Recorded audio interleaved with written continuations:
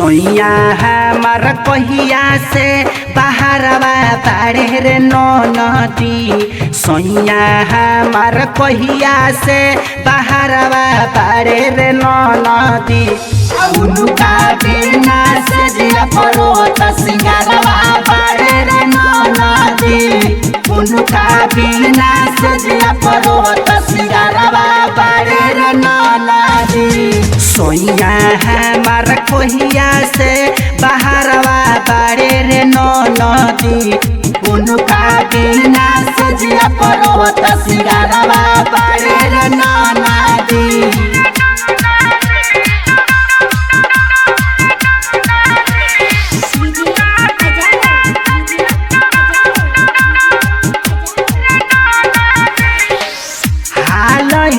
बानी अभी नया नोहर कनिया बस में न पावे हमार चढ़ली जवनिया।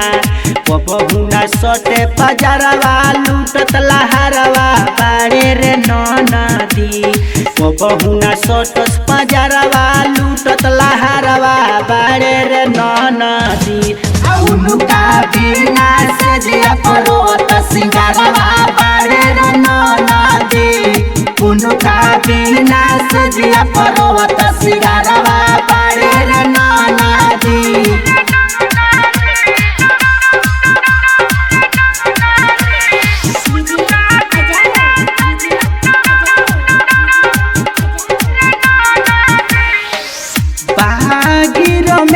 सभी जय बुझत नहीं भावना हल चल बीरिजे सझूठे के गईल गावना।